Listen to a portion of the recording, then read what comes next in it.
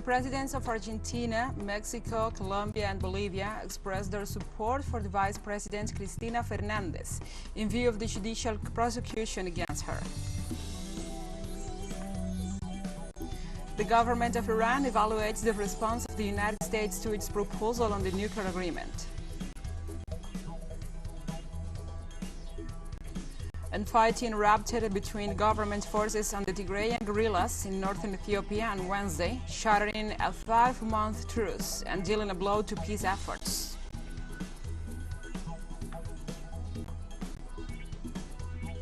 From the headquarters of teleSUR English in Havana, Cuba, this is From the South.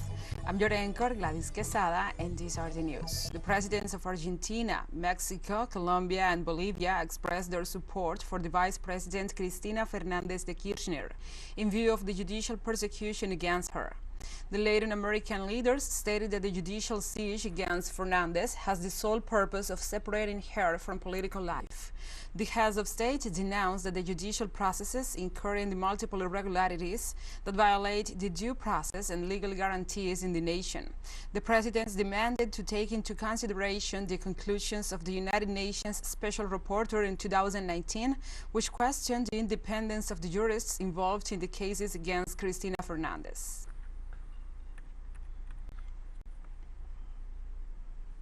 And the new Colombian ambassador to Venezuela, Armando Benedetti, assumed office on Wednesday at a ceremony held at Casa de Nariño, headed by the President Gustavo Petro. The event represents a key step in the re-establishment of diplomatic relations between Colombia and Venezuela.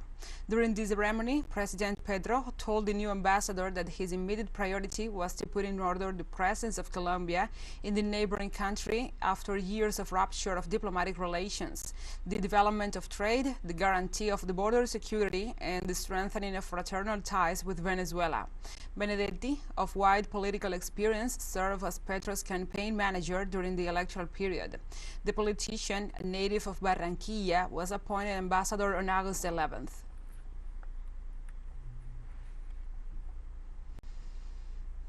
On Wednesday, the president of Colombia and the head of the government of Spain discussed climate change, trade, and the peace process in the Latin American nation. Colombian President Gustavo Petro received in Bogotá the head of the government of Spain, Pedro Sánchez, in the framework of an official visit. Petro affirmed that the peace process in Colombia between the government and the leaders of the National Liberation Army counts on the support of the Kingdom of Spain. The peace talks were suspended by the former President Iván Duque on January 2019. Meanwhile, Sánchez reaffirmed his government's commitment to support Colombia in the eventual peace talks with the irregular armed groups.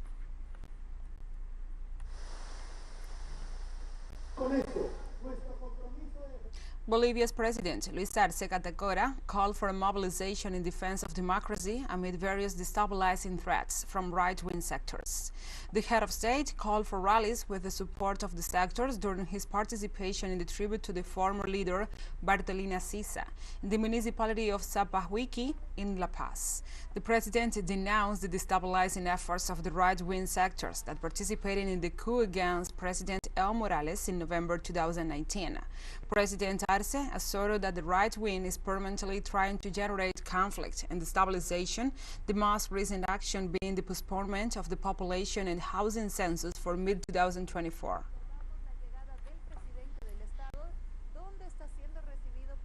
In Chile, the Mapuche spokesperson for the Arauco coordinator, Mayeco Héctor Yaitul, was arrested in the city of Cañete in the south of the country only 10 days before the referendum for the new constitution. Héctor Yaitul, a spokesperson and leader of one of the oldest autonomous organizations of the Mapuche people in the country, which recovers the lands seized by forestry companies to give them back to the Mapuche people.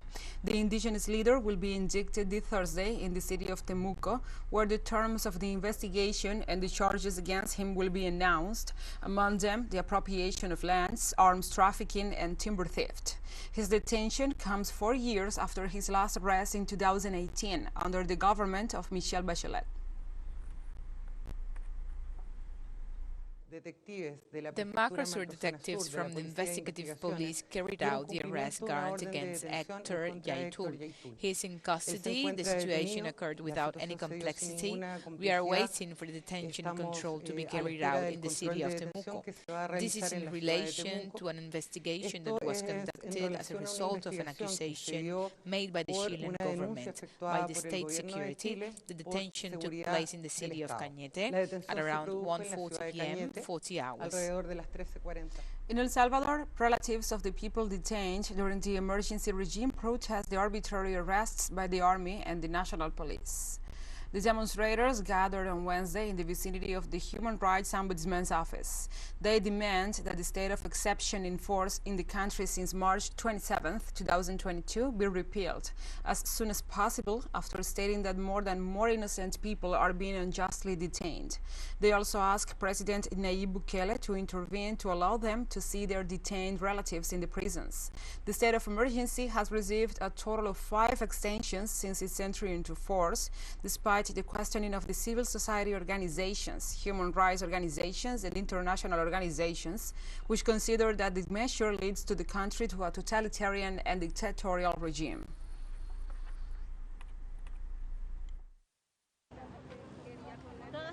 All these documents that we are going to deliver right now are all from people who have no links with gangs. They're only papers of innocent people and police clearances. All the people are harassing us because they say that we are relatives of gang members. That is not acceptable. That is the response of the people. That is why we are here in this Attorney General's office, because it is our duty to demand that Bolonio Tobar pronounce himself, and that is the time for him to watch over so many violations committed arbitrarily by this government against the most humble families. We'll take a short break now. Join us again after this.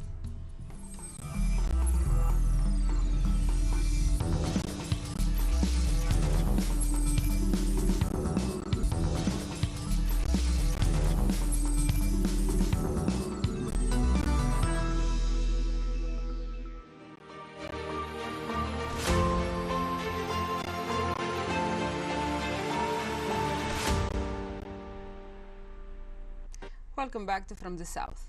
U.S. Undersecretary of Defense Colin Kahl announced almost $3 billion in fresh military assistance to Ukraine as the country marks its Independence Day. The decision represents the largest single security package provided to Ukraine so far during the 6-month-old war.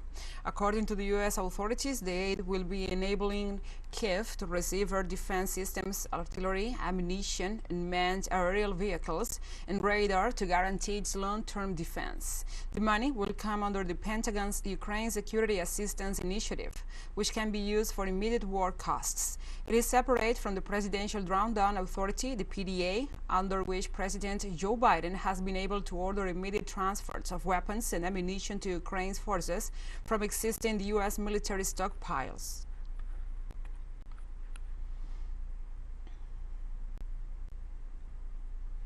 Russia's permanent representative to the UN, Vasily Nebenzia, presented on Wednesday during a meeting of the Security Council the anti-personnel mines used by the Ukrainian armed forces against the population of the Donetsk People's Republic. Lepestok mines are a living proof of the sadistic and barbaric nature of the Kiev regime and a symbol of its real attitude to the population of the east and the southeast of the country, Vasily Nebenzia stressed. The PFM-1 Lepestok is an anti-personnel mine, which is an exact replica of the U.S. Blue 43B Dragon Tooth mine, which operate remotely. The explosion occurs when the target sensor is stepped on or causes trauma to the lower leg. Initially, the Ukrainian use of anti-personnel mines became known in late July. Since then, several civilian fatalities and injuries caused by them have been reported. These are people that came.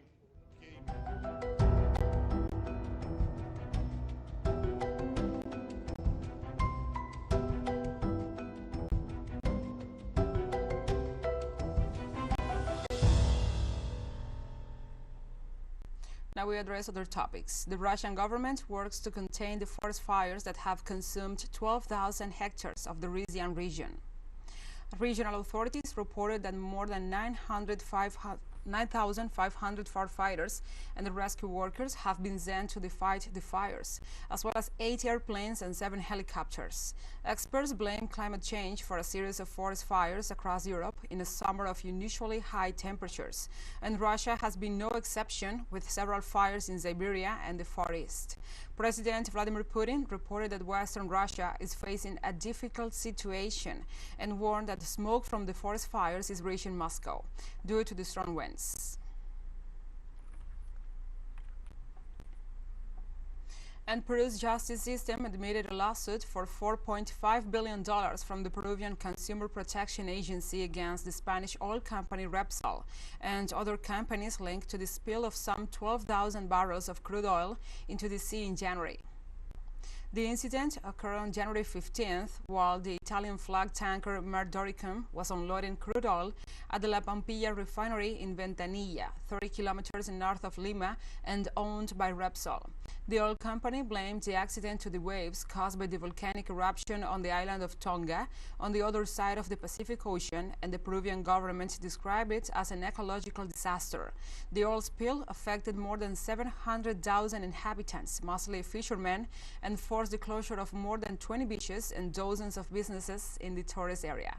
This lake spread through the waters and along coast up to 140 kilometers north of the refinery, causing the death of an undetermined number of fish, birds, and marine mammals.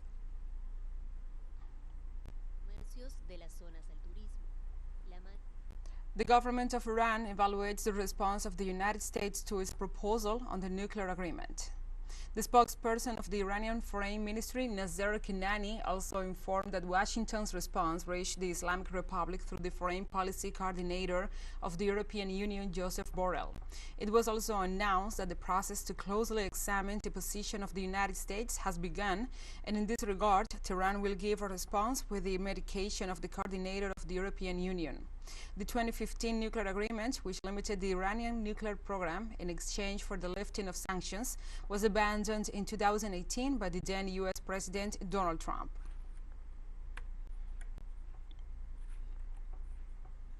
Israeli occupation forces razed several Palestinian crop areas in villages of the Jordan Valley of Nablus. Groups and farmers and the social activists denounced that the Israeli troops, with the use of excavators and bulldozers, destroyed about 120 square meters of crops and cattle breeding areas in the city of Huwara, south of Nablus. The Tel Aviv regime forced demolished several residential structures and barns in the Wadi al-Akhmar area, in the center of the Jordan Valley, under the pretext that they were built without a permit. Organizations warn that such actions by the Israeli troops are carried out on a daily basis, with the aim of continuing the illegal expulsion of the Palestinian citizens from their territories.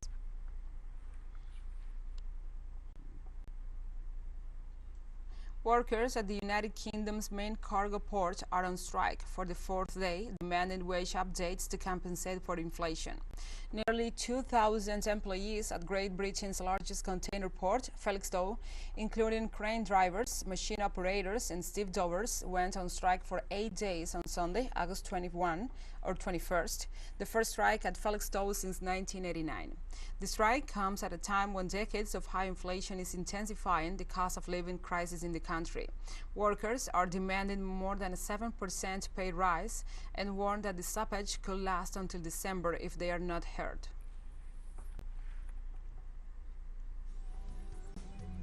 And we have more news coming up after a final short break, so stay with us.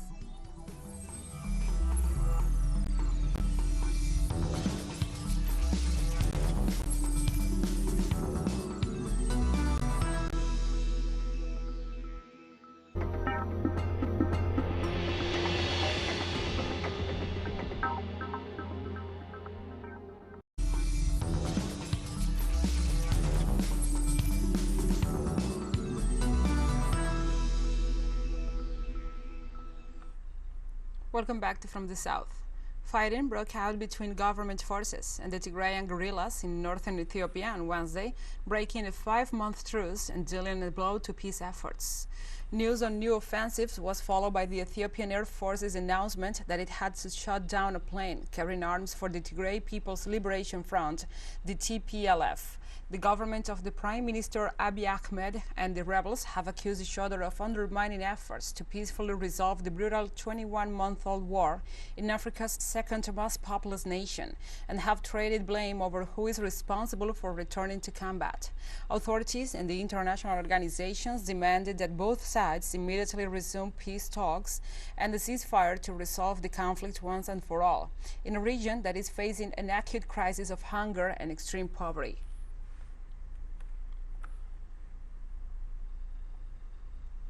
United Nations Secretary-General Antonio Guterres said he was deeply shocked and saddened by the news of the resumption of hostilities in Ethiopia after the government and Tigray's guerrillas resumed hostilities. Deeply shocked and saddened by the news of the resumption of hostilities in Ethiopia. Ethiopians, Tigrayans, Amaras, Oromos, Afars have already suffered too much.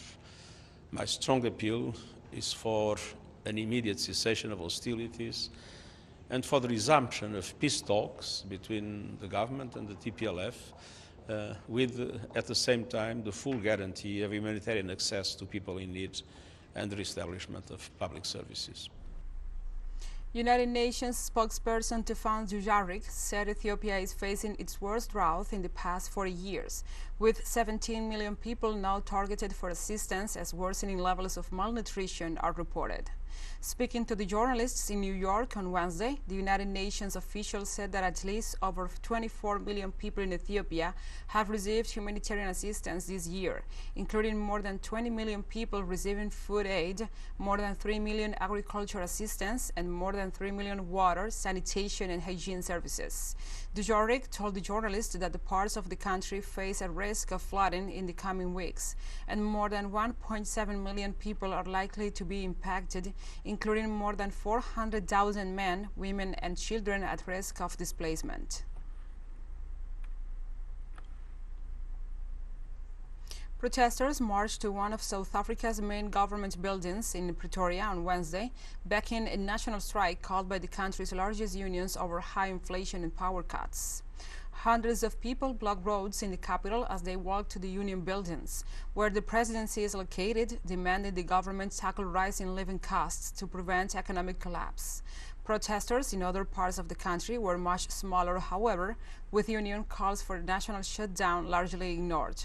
South Africa has been battered by high unemployment and soaring inflation, and waves of blackouts caused by breakdowns and capacity shortfalls at state energy provider Eskom. The union's demands included minimum wage increases, more investment in public services such as hospitals and schools, and better public transportation. We are calling those who own power, both in government and in the private sector, to, as they make decisions, they must think of the majority of the working class. Commodity has gone up, so we are struggling as workers. So that's the reason why I'm here. The fuel price has gone up, the food price, I'm the breadwinner at home, so I'm now struggling to support my family back home. And the vote counting began on Wednesday in Angola after the polls closed in what is considered the most competitive vote in the country's history. All the votes have been cast, said Lucas Quilundu, the spokesperson for the Angolan Electoral Commission, after the polls closed. We can consider that the elections have been a success and have been carried out in an exemplary manner, he said. Results are expected in a few days. In previous elections, the results have been contested in a process that could last several weeks. The two main political forces, the ruling Movement for the Liberation of Angola, MPLA, and the National Union for the Total Independence of Angola, UNITA, are the two main political forces whose candidates led in previous elections. The elections have been overshadowed by Angola's many problems: a struggling economy, inflation, poverty, and drought.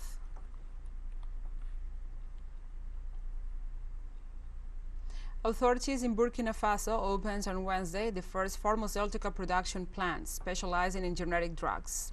Officials reported that the pharmaceutical plant was built by the private sector and named Proform in the municipality of Comsilga on the outskirts of the capital Ouagadougou. The new plant was certified by an independent Spanish agency and will start producing a series of medicines, including paracetamol, as well as a kit of oral rehydration salts and zinc, among other drugs. Authorities also stated that the plant will ensure that medicines will be available to the population at a lower cost.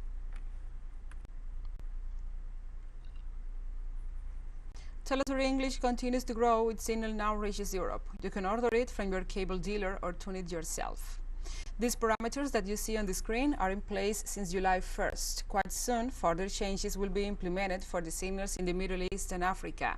Now, more than ever, the world connects to us, and our stories are heard in other farther away nations. This news multi-platform will continue providing truthful content to oppose the hegemonic media's narrative and our faithfulness to our audience.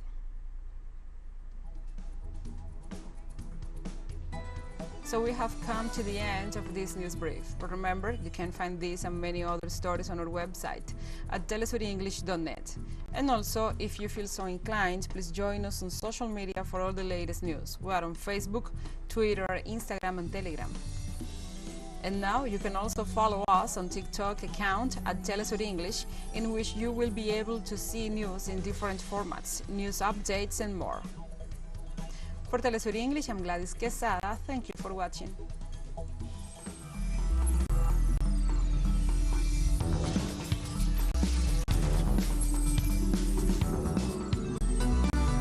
Pakistani journalist Tariq Ali analyzes the international media influence driven by the empire